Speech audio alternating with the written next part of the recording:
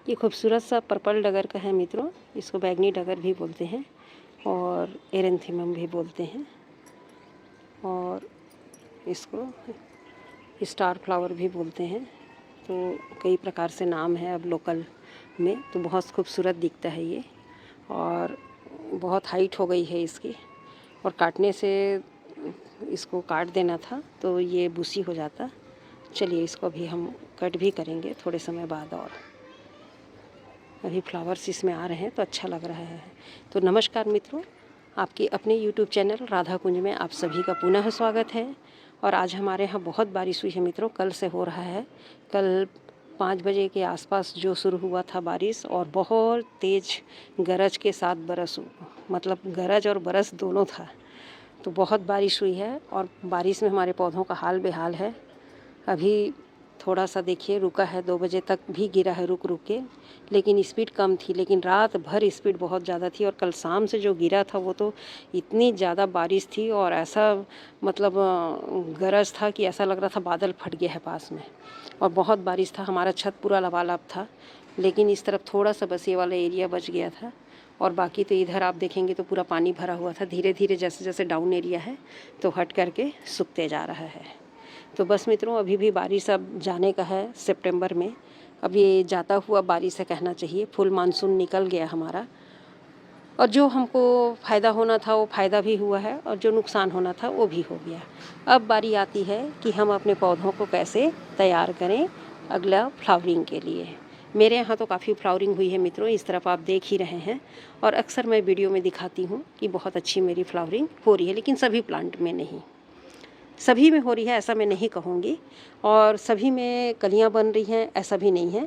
Alternate बन रहा है, किसी में कलियाँ बन रही हैं, किसी में फ्लावरिंग हो रहा है, कोई झड़ करके रेस्ट कर रहा है, फिर से सेकंड के लिए तैयार हो रहा है। जैसे कि आप इसको देखेंगे, ये है मेरा फ्लोरीबंडा का, जो कि एक बार खिल गया, रेस्ट भी कर लिया और दोबारा से देखिए कलियाँ शुरू हो गई हैं।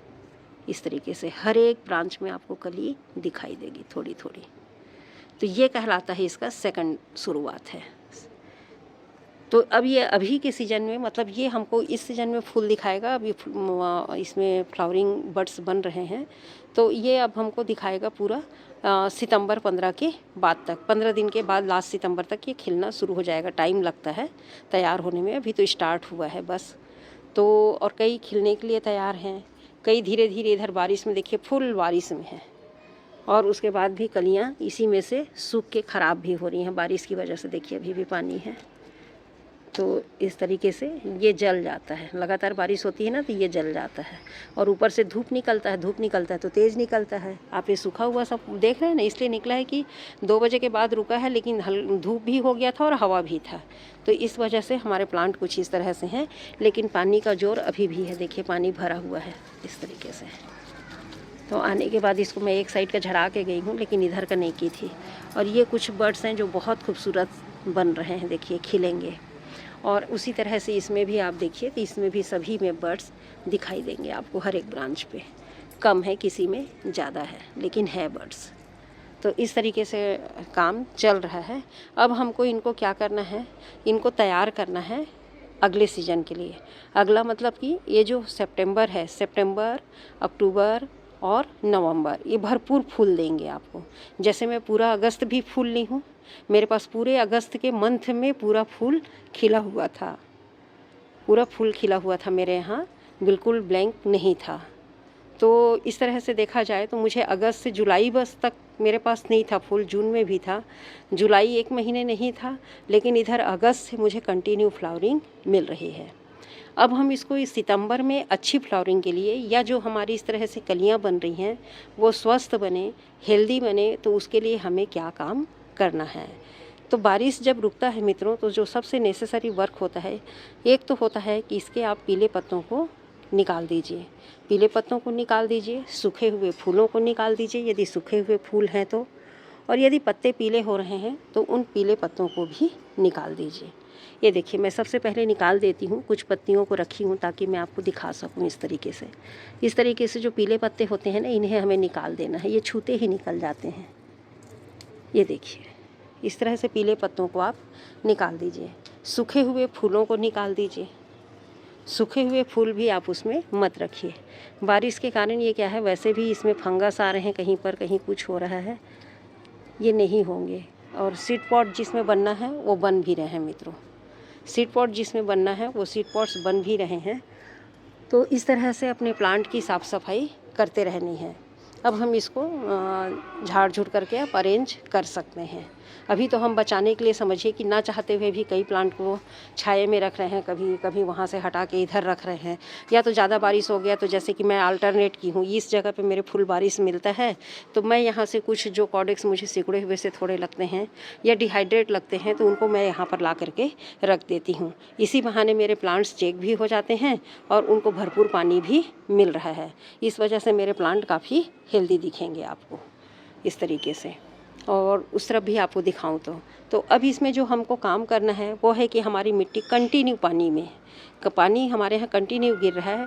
अभी मैं 2-4 दिन पहले ही लिक्विड डाइट का एक वीडियो डाली थी। लिक्विड डाइट इसलिए डाली थी कि मेरी कलियाँ भी बन रही हैं और कुछ फ्लावर्स भी फट रहे थे और कंटिन्यू मेरे कई प्लांट्स में ना कलियाँ हैं जैसे आप देख रहे हैं।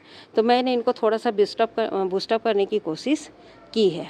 आपके पास भी अगर इसी कंडीशन में है तो आप उसमें माइक्रो न्यूट्रिएंट्स दे सकती हैं। सीवीड एक्सट्रैक्ट उसका ग्रेनुअल फॉर्म है तो भी घोल के दे सकते हैं, ग्रेनुअल है तो भी दे सकते हैं। और एक सुपर खाद जो होता है वो मैं बनाऊंगी अभी, तो आपको मैं वो शेयर करूंगी। तो इस तरीके से मैं इसमें अभी लिक्विड दी थी सीवीड एक्सट्रैक्ट का मैं लिक्विड फॉर्म दी थी और उसके साथ ही साथ मैं दी थी इसमें ह्यूमिक एसिड जो फ्लेक्स में था, और मैं दोनों को मिला करके घोल करके अपने प्लांट्स को पिलाई हूँ। तो इस तरह से चूँकि मेरे प्लांट्स बहुत हेल्दी हैं और बहुत खूबसूरत सी फ्लावरिंग भी इनमें चल रही है, तो इस वजह से ये काम मुझे करना ज़रूरी था। वरना मेरे फ्लावर देखिए कैसे ख़राब हो रहे थे, कुछ तो कट रहे हैं देखिए आप देख रहे हैं और कुछ बहुत अच्छे निकल रहे हैं। तो मेरे और भी जो फ्लावर्स हैं वो कटे नहीं, क्योंकि उसमें बोरोन की भी मात्रा होती है, तो इसलिए मैंने इनको लिक्विड डाइट दिया था। और अब मैं ये सफाई करूँगी, सबसे पहले इन पत्तियों को निकालूंगी। अब जो बारिश का जोर है मित्रों इस तरह से आएगा तो इसी तरह से गिरेगा, लेकिन एकदम से हमको उस तैयार रहना है अपने सारी चीज़ों के लिए। देखिए उस तरफ पानी का ऐसा है कि पूरी काई और पूरा वो रफ हो गया है, ख़राब हो गया है सब। उधर का पौधा भी, प्लांट भी, सारे बोगनविलिया मेरे संभल नहीं पा रहे हैं इस कंटिन्यू बारिश की वजह से। फ्लावरिंग तो दूर की बात है, फिर भी 1-2 प्लांट में फ्लावरिंग्स आ रहे हैं, उन पे भी काम करना है पर काम नहीं हो पा रहा है। चलिए हो जाएगा, काम भी हो जाएगा। तो इस तरह से आप देखिए सारे मेरे फ्लावरिंग्स चल रहे हैं। तो मैंने लिक्विड डाइट इनको दिया है, ये देखिए खिलने के बाद इसकी तो एजेस की ब्लैक कलर है ना हल्की हो जाती है और ताज़ा रहता है, तो इस तरह से पूरी ब्लैक एजेस होती हैं। इसमें भी देखिए 2 फ्लावर खिल गया है कली कितना सुंदर लग रहा है। देखिए एक फेड हो गया है, ये पहले वाला है, और ये हमारा ताज़ा खिला है। देखिए इसमें भी 2 फ्लावर है, बहुत प्यारा सा दिखता है कलर। तो वही बता रही थी मित्रों कि काम तो कुछ ना कुछ हमको करते रहना है, लेकिन हमको अब अपने जो फ्लावरिंग प्लांट्स हैं, जो खिलने वाले प्लांट्स हैं, अब इनको थोड़ा सा हमको एक ऐसा खाद देना है जिससे कि हमारा प्लांट का भी ग्रोथ हो, मजबूत हो और वो एक अच्छे फ्लावरिंग स्टेज पर आ सके। तो फ्लावर्स के लिए तो हम जो इस्तेमाल करते हैं 0050 या 05234, तो उसका स्प्रे कर देना है। मैं आज हो सके तो अभी करूँगी। और जो दूसरा काम है कि अगर इस तरह से बारिश रुक गया है, ये तो मेरे कुछ शेडी एरिया में है, बाकी चलिए इस तरफ भी आपको दिखा देती हूँ। इस तरीके से ये देखिए पूरा गीला है, अभी तक नीचे से सूख नहीं पाया है, सब तरफ पानी ही पानी है। इधर तो बिल्कुल भी हल्का सा काई आ गया है, इस वजह से सूख ही नहीं पाता है। और इधर का थोड़ा सा चिकना सरफेस है तो ये जल्दी, और ढाल भी है मित्रों जैसा कि हमेशा बताती हूँ आप लोगों को। लेकिन सारे मेरे प्लांटर्स आप देखेंगे और इसकी सॉइल मीडिया सब बहुत गीली है, एकदम पानी अभी तक नीचे से निकल ही रहा है। लेकिन मैं सबको टेढ़ा कर रखी हूँ। देखिए मैं इसको कभी चेंज नहीं की हूँ, सब छोटे छोटे पत्थरों पे टिके हुए हैं इस तरीके से। तो इसका एक बेनिफिट हो रहा है मेरे को कि नीचे ज़मीन सरफेस से इनका सरफेस टच नहीं है ना, तो लॉक नहीं हो रहा है, वाटर लॉगिंग नहीं हो रही है, और सभी पानी जो है वो आराम से निकल जा रहे हैं। तो इस तरह से सारा प्लांट और अभी मेरे फ्लावरिंग दोनों आप देख सकते हैं कि इस तरीके से चल रहे हैं। इस तरफ सारा ओवेशम है। देखिए इधर पानी हवा और धूप नहीं आया है, ये पूरे पानी इसमें अभी भरा हुआ है और सारे प्लांट्स को बहुत अच्छे से पानी मिल गया है फिर से। अब हमारे प्लांट का ग्रोथ तो देखने लायक है मित्रों। इस साल काफ़ी अच्छा ग्रोथ लिए हैं कॉडेक्स लोग। एक एक प्लांट को दिखाऊं तो मैं ये कह रही थी कि मित्रों जैसे कि हमारा ये मिट्टी जो है ना वो पूरा सॉलिड फॉर्म में आ गया है। धीरे धीरे पानी गिर गिर के पूरे बरसात में वो चिपक सा जाता है, एक लेयर जो है वो पूरा चिपक जाता है। तो मिट्टी जो है मित्रों, मैं बता रही थी कि मिट्टी जो है ना ऐसे पानी लगातार गिर रहा है ना तो मिट्टी ऐसे चिपक गया है। तो चिपक गया है तो इसको अंदर एरिएशन नहीं हो रहा है। एरिएशन के लिए इनको जगह नहीं मिल रहा है क्योंकि कंटिन्यू बारिश गिरते जा रहा है इसके ऊपर। तो उन लोग क्या है, मिट्टी पूरा सॉलिड फॉर्म में आ जाता है। वो भुरभुरा तो ज़रूर है लेकिन पानी भी गिर रहा है। अब पानी रुक गया है और पानी गिरने का आसार अभी नहीं है। मेरे ख्याल से गिर जाएगा तो भी नहीं कह सकते, लेकिन अभी नहीं गिरेगा। अब नहीं गिरना चाहिए ऐसा दिख रहा आसमान, और फॉरकास्टिंग तो मैं नहीं देखी हूँ। लेकिन आपको दो चीज़ें मैं इसमें दिखाना चाह रही थी कि देखिए, एक तो हमारा कॉडेक्स जो है फुल फॉर्म में है, मतलब बारिश की पानी का इतना असर हुआ है कि खूब अच्छे से ये ग्रोथ लिया है और अपनी साइज को बढ़ा रहा है। इसको भी देखेंगे तो ये भी वही हाल है। इसका भी कॉडेक्स जो है वो काफ़ी बड़ा है। इस तरफ से राउंड शेप में है और इधर से ये कंटिन्यू टेढ़ा करने के कारण हमारा प्लांट बड़ा है मित्रों। तो ये वन साइडर हो गया है, मतलब ऐसा हो गया है। ये देखिए इस तरफ झुक गया है, प्लांट ऐसा झुक गया है। लेकिन मैं उसको सीधा अभी नहीं करूँगी क्योंकि एक आध रूट ख़राब हो गया तो रूट रॉट की संभावना हो जाएगी। तो ये ज़मीन में भी मैं पत्थर से निकाल दी हूँ। तो इस तरीके से दिख रहा है। जब हमारा कॉडेक्स फूलता है ना मित्रों, तो ये जगह जो है मिट्टी भी ऊपर आ जाती है। मिट्टी का जो सरफेस लेवल है ना ये थोड़ा ऊपर आ जाता है, क्योंकि ये क्या करता है, मिट्टी को फेंकता है। ये अपना जगह बनाता है, ये फूलता है तो मिट्टी जाएगा कहाँ, तो मिट्टी का सरफेस जो है ऊपर उठ जाता है। ये देखिए यहाँ भी उठा हुआ दिखाई देगा आपको, यहाँ भी उठा हुआ दिखाई देगा। इसी तरह से इस प्लांट में भी आप देख सकते हैं, इधर से ये वो हो रहा है, फूल रहा है, तो इसके साइड से मिट्टी उठ रही है। इधर की देखिए उठ गई है। इसी तरह से तीसरा प्लांट आपको दिखाऊं तो वो तो कुछ ज़्यादा ही दिखेगा। इसमें तो जड़ ही जड़ है। देखिए इसमें पूरा कॉडेक्स इस कदर शेप लिया है मित्रों कि इसका तो मैं क्या ही तारीफ़ करूं। पूरा दीवार से चिपक रहा है, जबकि मेरा फंडा ऐसा रहता है 2-2 उंगली छोड़ करके, और इसमें 2-2 उंगली से ज़्यादा छूटा हुआ था जगह जब मैं लगाई थी।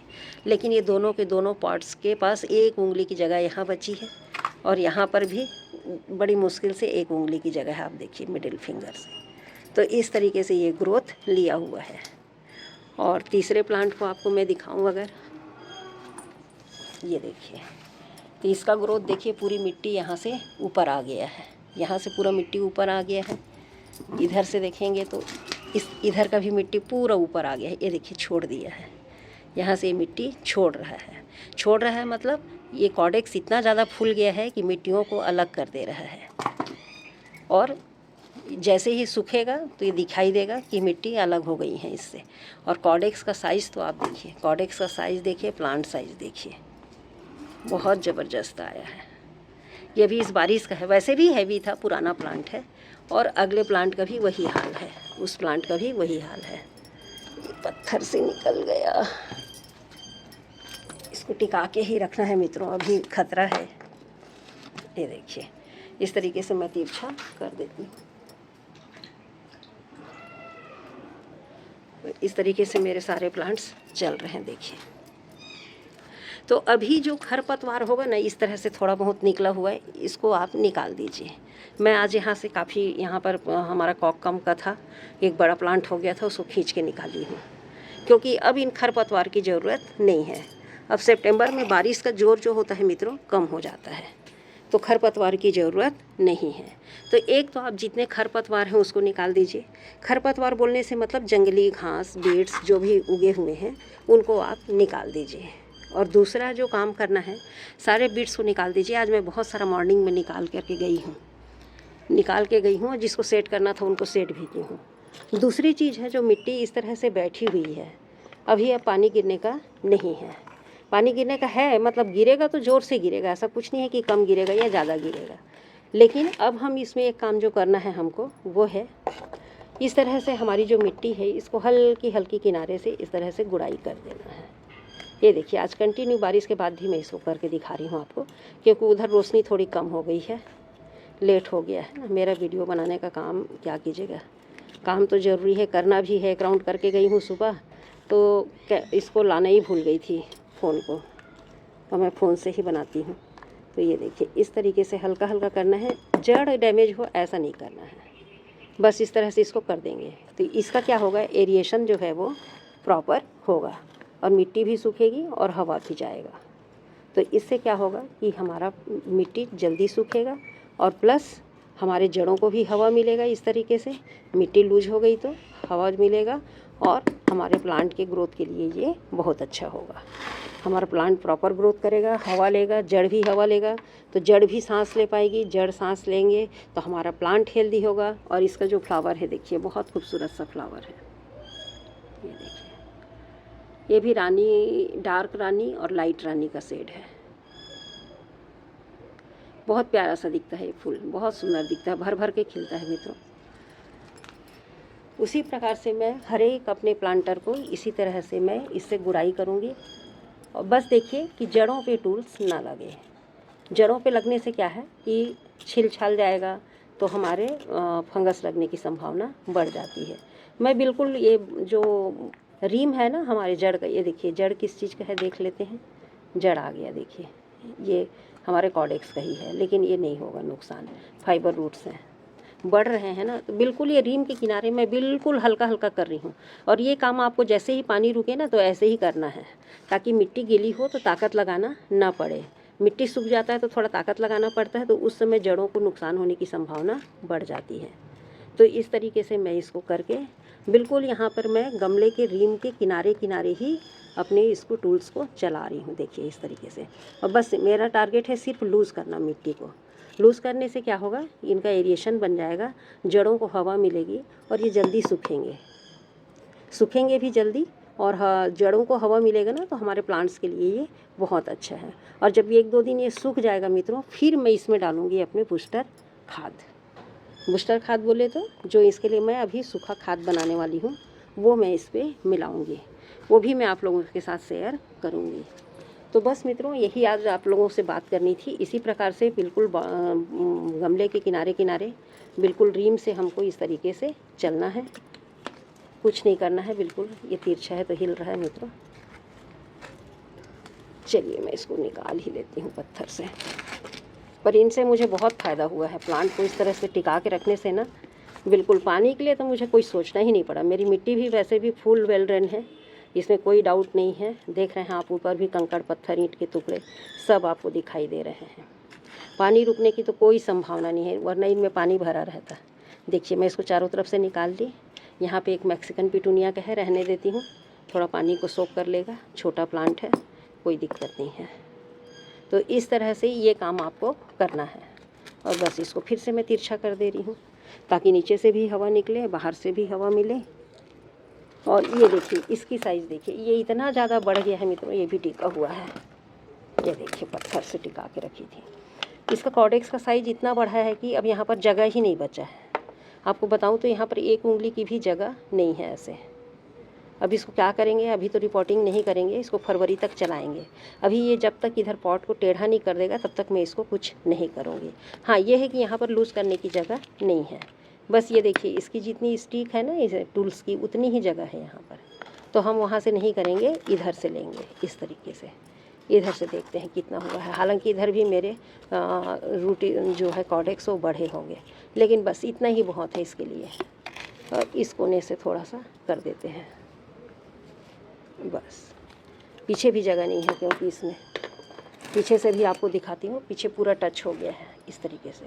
तो इधर और इधर से पूरा टच हो गया है। ये जैसे ही पॉट को टेढ़ा करना शुरू करेगा, अभी तो इसमें रहने देती हूँ, उसके बाद ही मैं इसको करूँगी। और ये बहुत अच्छा देखिए मेरा प्लांट तैयार हुआ है, एक ट्री के शेप में आ रहा है, और इसकी ब्रांचेस काफ़ी मोटी हैं, देखेंगे तो आप।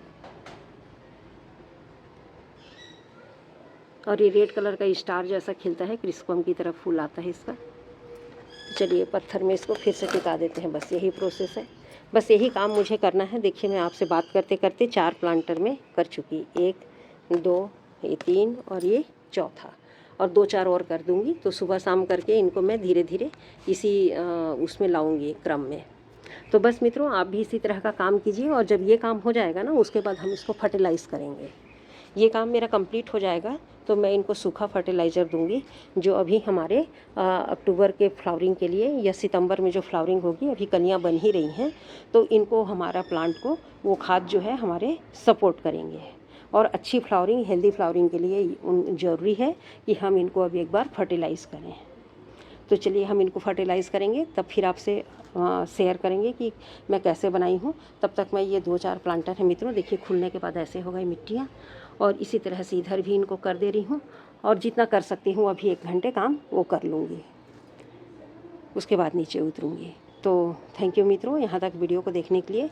अगर वीडियो आप लोग को पसंद आता है तो लाइक, शेयर और कमेंट ज़रूर करें, और यदि आप मेरे चैनल पे नए हैं, पहली बार विजिट कर रहे हैं, तो सब्सक्राइब तो आप मुझे कर ही लें। थैंक यू सो मच मित्रों, बहुत बहुत धन्यवाद।